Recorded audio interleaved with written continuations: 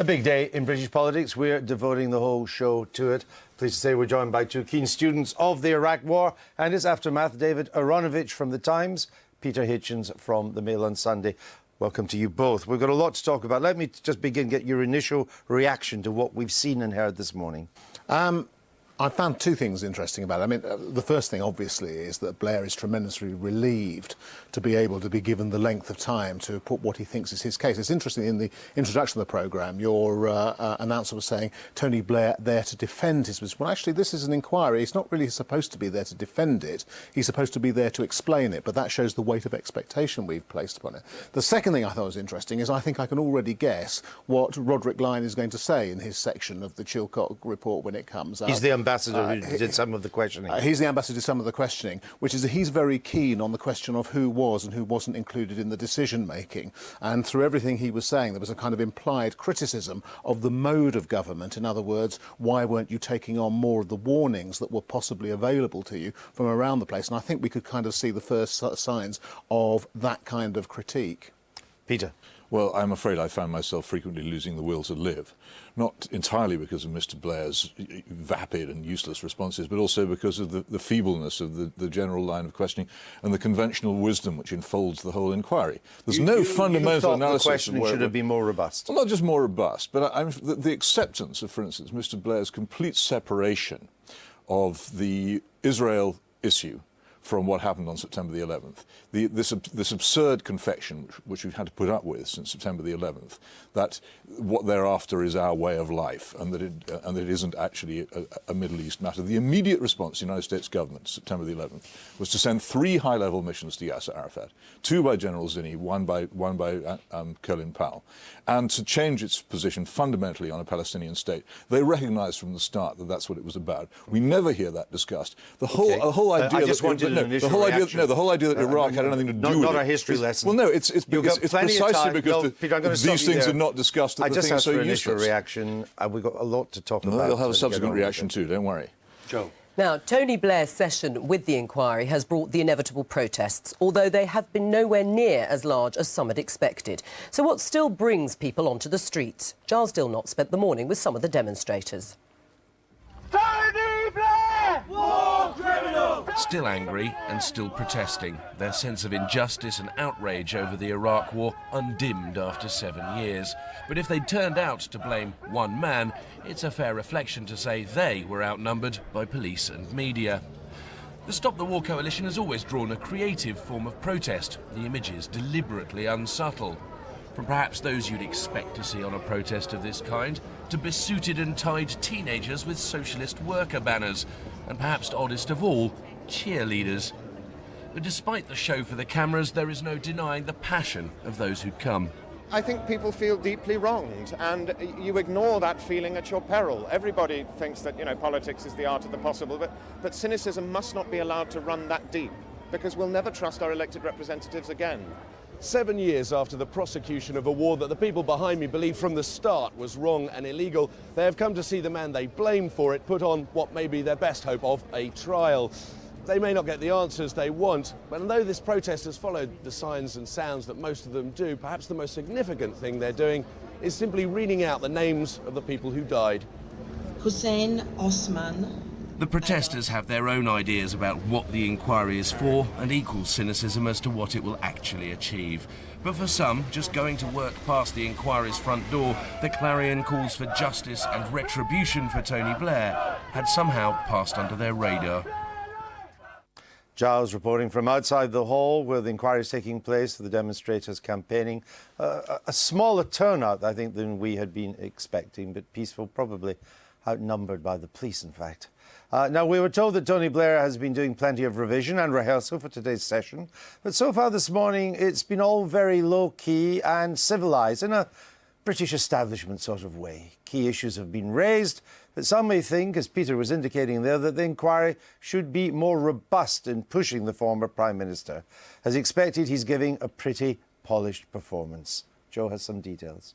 Yes, well, the former Prime Minister's evidence is the most anticipated so far, and there are plenty of areas to be covered. First up, what exactly was agreed with President Bush? When did they decide to go to war? And why did they feel that Saddam Hussein had to be toppled? There are also questions around the legality of the war. Why was Foreign Office advice ignored? And why did it look as if the Attorney General changed his mind before the invasion? There's also been criticism of the post-war planning for Iraq. Why weren't decisions made about the future administration of the country when the invasion was being planned? And there are also questions about intelligence failures. No weapons of mass destruction were ever found, yet Tony Blair insisted their existence was beyond doubt. Now, lots of this has been asked before, but never in such a public way.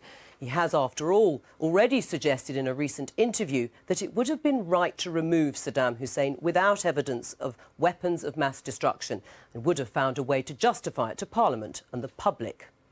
Well, Tony Blair was picked up on those comments this morning, but his answer about his reasons for going to war wasn't totally clear. I did not use the words regime change in that interview, and I did not in any sense mean to change the basis. Obviously, all I was saying was that you couldn't describe the nature of the threat in the same way if you knew then what you know now, because some of the intelligence about WMD is shown to be wrong. It was in no sense a change of the position, and I just simply say to you, the position was that it was the breach of the United Nations resolutions on WMD. That was the cause. It was then, and it remains. Now, throughout all his evidence this morning, Tony Blair's talked about the need to do something after September the 11th and how things internationally changed after the terrorist attack. Point about this act in New York was that had they been able to kill even more people than those 3,000, they would have. And so after that time, my view was you could not take risks with this issue at all. And one dimension of it, because we were advised, obviously, that these people would use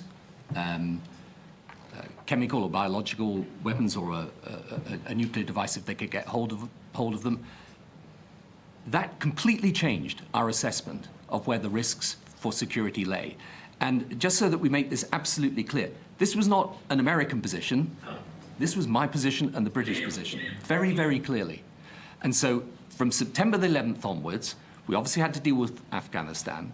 But from that moment, Iran, Libya, North Korea, Iraq, the machinery, as you know, of A.Q. Khan, who was the former Pakistani nuclear scientist and who'd been engaged in illicit activities and in distributing this material, all of this had to be brought to an end. And he was given a tough time by the panel on what he decided with President Bush at his Crawford ranch. Baroness Prashar kept pushing him to reveal what assurances he gave. Do you think you gave him any commitments? The only commitment I gave, and I gave this very openly at the meeting, was a commitment to deal with Saddam. Now, so we could you deal were with at one that you had to deal with... Absolutely. So, and that wasn't a private commitment, that was a public commitment. So you were agreed on the end, but not on the means? We were agreed on both, actually, as it came to finally, but we were agreed that we had to confront this issue, that Saddam had to come back into compliance with the international community. And as I think I said in the press conference with President Bush, the method of doing that is open. And indeed, he made the same point. Well, that was Tony Blair. Well, joining us now, hopefully from outside the inquiry, is the BBC's John Pienaar. John, can you hear me? No, we seem to have lost connection. We'll try and catch up with him later. Go and look for John. I will. I'll speak to Peter and David. Let's deal, we'll come into some detail in a minute, but let's deal with the overarching theme of Mr Blair's testimony this morning, which was that 9/11 changed everything. It changed the calculus of risk assessment of Saddam. Do you buy that? No, it's fundamentally a non sequitur. It simply does not follow that because a group of terrorists, largely from Saudi Arabia, attack New York City and Washington, D.C., that you launch an attack on Iraq, which has no connection with this attack. And it simply shouldn't be accepted by any reasonable person when it's put forward by a former Prime Minister. David? Well, it strikes me as really not being as simple as that at all. I mean, it's nothing like as simple as that. Was it reasonable to say that in the kind of nexus of failed states and terrorism, a link might develop because of WMD?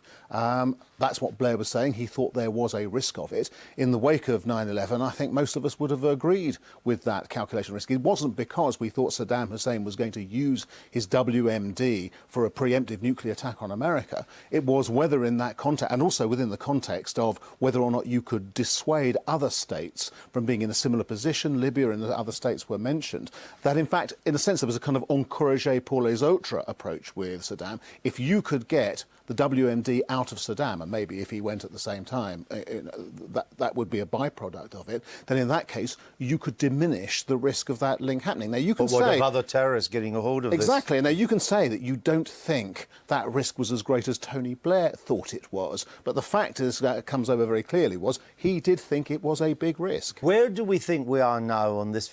It's become almost a totemic meeting now at the Crawford Ranch. It's now the most famous ranch in Britain, and it's in Texas, where Mr. Blair went to see the president in 2002. Where do you think we are in that meeting now? Mr. Blair says no covert deal was done. I've always made it clear I would stand shoulder to shoulder with the Americans. Well, you can sum it up in many different ways, but I think we have to see the letter.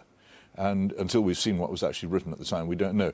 So far, it doesn't look like we are. No, and the mere fact that we're not getting it suggests that it reveals something which is inconvenient to a large number of people. What I suspect was the position was that Mr. Blair said, right, we'll do this with you, believed at the time there would be a United Nations resolution to cover him in doing so, wasn't able to jump off the train when it became clear there was going to be no United Nations resolution, and simply didn't have the guts to back out when it was when it was at that late stage. Mr. Blair said this morning in this now also rather famous interview with Fern Britton that he had never used the words regime change in that interview. Now that is textually true, yeah. but what he did say in that interview was that even if Saddam hadn't had weapons of mass destruction, it would have been right to get rid of them. Isn't that a definition of regime change?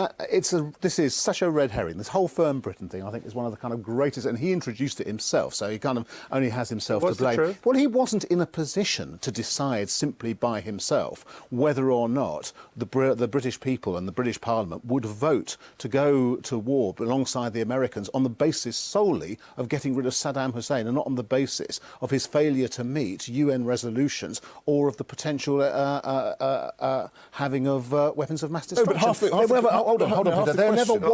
never was such a possibility, and therefore it is monumentally irrelevant. Can we just go back to Crawford for a moment and the point about the declassification of documents? Mr. Blair himself had to refer to a document that hadn't yet been declassified, although there was a significant chance it was actually being declassified, one felt, during the middle of his speech. I don't think it's fair to assume that because something's not been declassified yet, that it's going to be bad for him. I think actually what we've learned on the whole during this entire process is that declassification has rather helped his argument rather than hindered it. I want to get back to the more important principle. We were told that the reason in the run-up to the war that we had to get rid of Saddam Hussein was because he had weapons of mass destruction. Indeed, the Prime Minister said to Parliament, if he gives up his weapons of mass destruction, he can stay in power. Absolutely. Now he tells, and this is why I don't understand it, he tells Fern Britton that even if he didn't have weapons of mass destruction, we should get rid of him. I don't understand Which is the statement he's now trying to wriggle out of by this disingenuous statement that he never actually used the phrase regime change. The reason he said that was to distract attention from what he actually did say, which was that he would have done it anyway. And the question, David, about doing it anyway, and the reason why I tried to intervene just a moment ago, is this, that precisely the point which was still being decided here is whether the government stampeded the media, Parliament and the population into supporting a war on the basis of false or exaggerated information. No, I have taken delivery over the past 7 years of this particular point being made. Glad to hear it. No, being pointedly reiterated. One of the points that Blair made to Roderick Lyne, which Lyne did not take up or question about at all, was that Bush said to Blair that he accepted that if Saddam went into full compliance with the United Nations, they would have to take yes for an answer. In other words, the question is worth following is whether there was a possibility that there wouldn't have been regime change if there had been something like full compliance. Because if that's true, then all this Fern Britain and all this other stuff is just nonsense. And I think it really is. Well, then we get into the whole Hans Blix episode, don't we? And whether the inspection was allowed to proceed in any realistic fashion. But the question still remains, were we panicked? Were we misled? And of course, one is hoping very much that this afternoon's session will get onto the details of exactly what the government thought it was doing when it spread the idea that we were under such terrible threat. Some of what was being discussed just before we came on air was these two contentious issues of the we are 45 minutes away from an attack on WMD, and that the intelligence code is beyond reasonable doubt. Now, these are both contentious issues. Now, we know that the JIC said that actually the intelligence was sporadic, patchy and uncertain. And we know that the 45-minute thing, you've mentioned red herring. If there was ever a red herring, it was that. Mr. Blair had to admit this morning it referred to battlefield battlefield weapons, which even these he didn't have, but it had nothing to do with hitting Britain or even Cyprus. I don't feel the inquiry this morning really got to the nub of that. Well, I mean, actually, it more or less forced him to admit that he hadn't known that there was a distinction. I thought that was... He did almost, didn't he? I think he just about did. He said, and he said was that it actually, in the great scheme of things, wasn't that important. And he also said, which is the tantamount to saying, I was wrong, we should have produced the raw information. Because actually... He said he should have published the JIC reports. Because we have ever since cherry-picked that sentence about sporadic. If you look at the JIC reports in the full, the picture they build up is of a continuous attempt by Saddam Hussein to build up weapons of mass destruction. That's what they lead to, and he should, as he said, he should have produced those and not produced his commentary. Peter, for this part of the show, I'll give you the last word. Well, no, isn't the fact that he didn't really seem to care very much about that distinction rather important? The war had been decided upon. He didn't really mind. Stick with us. More to do yet, Jo? Yes, I think we have got hold of John Pienaar now. Yes, there he is. I mean, John, you're actually down at the inquiry. We've talked over some of the main points. What about the atmosphere inside, and what about Tony Blair's performance? He said many of these things before, but how is he managing, do you think? Well, I think Tony Blair's giving us another display of a kind that we've almost forgotten, of a sense of conviction, which is Tony Blair's stock in trade. He's taking on pretty much every argument that's thrown at him and batting back with interest. He does have pretty much an answer to everything, although these are not answers that are going to convince his many critics, not the demonstrators out here, not those in the media who have been attacking Tony Blair. He's got an angry crowd out here, and that's just the media. But Tony Blair doesn't seem to worry too much about that when he gets stuck into this sort of thing. He argues that this was something that had to be done. He was talking to George Bush. No, he did not sign Britain up to a war a year before the invasion, but he did sign up to dealing with the threat, and in his own mind, he was prepared to do what it takes, which is more than enough to convince those protesters that they're right, and more than enough to convince Tony Blair's supporters that they were right all along. Now, what about the panel themselves? I mean, do you think they're pushing him hard enough? Are they asking probing enough questions and follow-up questions to some of the answers that he's given that have been a little vague? Yeah, I mean, I think some of the questioning, without undue disrespect to the Chilcot inquiry, is rather like the intelligence, a bit patchy.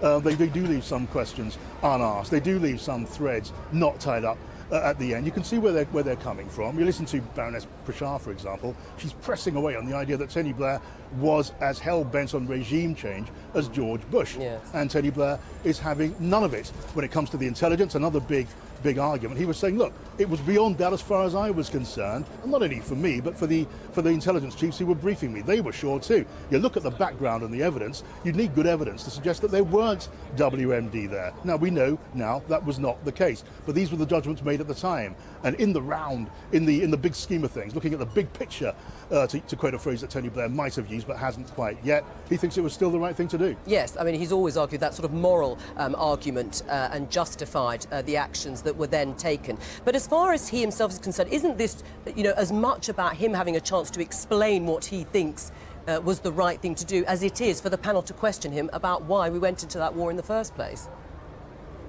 Oh, absolutely. I mean, Tony Blair has, in many quarters, to a large slice of the population, become more of a demon figure than he was even at the time of the invasion. Now, you look at some of the opinion polls, and they're interesting because they do tell you that maybe half the country thinks this is an old story, that they've moved on. They think the Chilcot inquiry is a waste of money. And maybe a third of people, only a third, are convinced that the war was Tony Blair's fault. But still, there's still that pressure on Tony Blair. He must feel it as he feels the weight of pressure to build on and justify his time in office and his legacy, and he's doing his bit there. I think he knows he's not going to win over new converts with these arguments today, and you get the sense this report, when it finally comes out, may be pretty critical. But we'll see, because this is still a live argument for so many people, and to Tony Blair, there is clearly this need to justify those decisions that were taken. John Pienaar outside the conference centre there.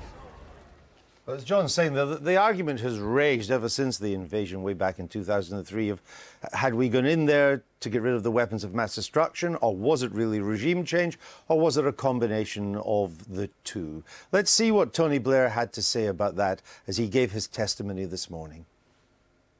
Well, this isn't about a lie or a conspiracy or a deceit or a deception. It's a decision. And the decision I had to take was, given Saddam's history, given his use of chemical weapons, given the over 1 million people whose deaths he caused, given 10 years of breaking UN resolutions, could we take the risk of this man reconstituting his weapons programs? Or is that a risk it would be irresponsible to take? And I formed the judgment, and it's a judgment in the end. It's a decision. I had to take the decision, and I believed, and in the end, so did the Cabinet, so did Parliament, incidentally, that we were right not to run that risk. But you are completely right. In the end, what this is all about are the risks.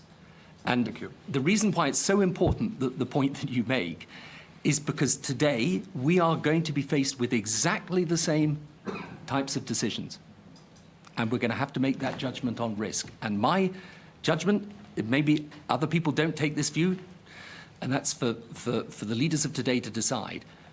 My judgment is you don't take any risks with this issue. That was the former Prime Minister speaking to Chilcot inquiry earlier a few hours ago. We're joined now by Andrew Gilligan, who, it says, courted controversy. I think that we'll put that in the Department of Understatement, claiming that the Iraq dossier was set up to improve the case for war. I want to come on to some of that in a minute, particularly the 45 minutes and the beyond doubt element, and bring in our colleagues too. But give me your overall impression of what has happened so far. I think he had two principal arguments. Firstly, that the committee's clearly very interested in the nature of the threat from Iraq.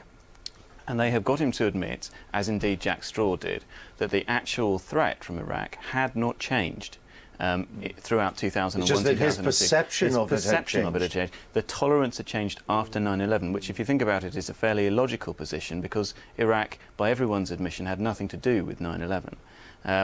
So that's one of Blair's key arguments, that we couldn't take the risk of Iraq after 9/11 for some reason, not really fully explained.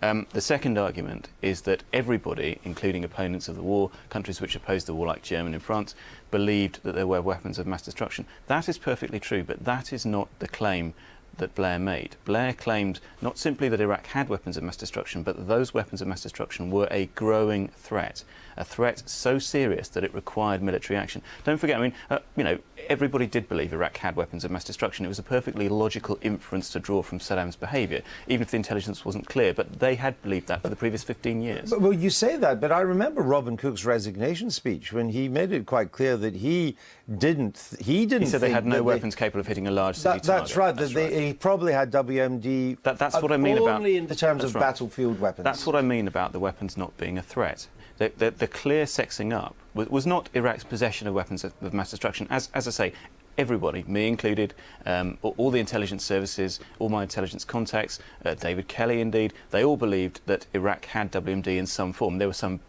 barrels of mustard gas lying out there, but that they were not a threat to us. Oh, and not a growing threat, you mean, and as not a growing threat either. I mean, that is the criticism, isn't it, that we all thought that he had something, but we really didn't have the evidence to suggest that it was growing going to be Well, important? There are 2 points that Andrew's made, and I completely contest the first element of what he said, which is that there is no logical connection to be drawn between the way in which you visit, and we discussed it earlier, the aftermath of 9/11, and states which had, or you believe to have, WMD, who you thought might be entering the nexus of terrorism, or give encouragement to those states that might. In other words, the enforcement of UN resolutions. I think there is a very clear connection. You might not disagree with it, but it's a perfectly valid thing to argue. The second point? The second point is that is the threat.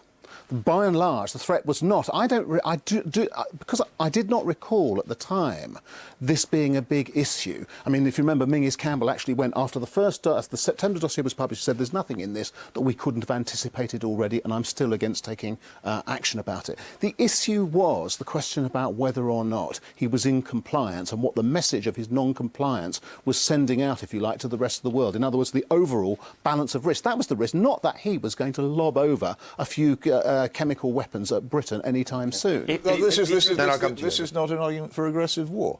And this is one of those things... It's an argument to be worried. Well, this may be, but if you're worried, then you deter. And the interesting thing is there's no political context here. No one looks at this man and says, look, 15 years ago, probably rather soon then, he was a member of the Campaign for Nuclear Disarmament, when this country was under a genuine threat from the Soviet Union, calling for the Soviet Union to be the only nuclear power in Europe. Now he sits there dry-throated and lip-trembling, saying that he was defending us from the most terrible threat that ever faced us. It's ludicrous to watch. And Andrew, you've seen what he had to say about this the 45-minute threat, conceded it was only battlefield weapons. David saying we're not quite sure he really realised there was a distinction between tactical and strategic nuclear weapons at the time. And I wonder what the committee had done to reconcile the beyond doubt about weapons of mass destruction and what the intelligence actually said. Well, I agree with you. I don't think they pressed him hard enough on it.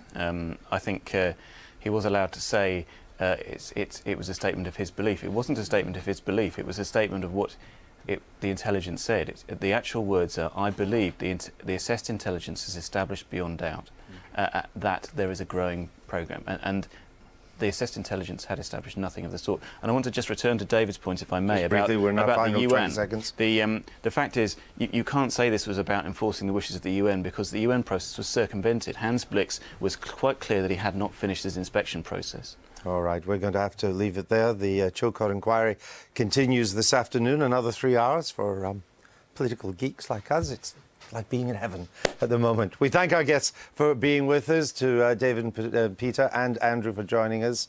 And we'll be back, Joe, won't we, on Monday with more of the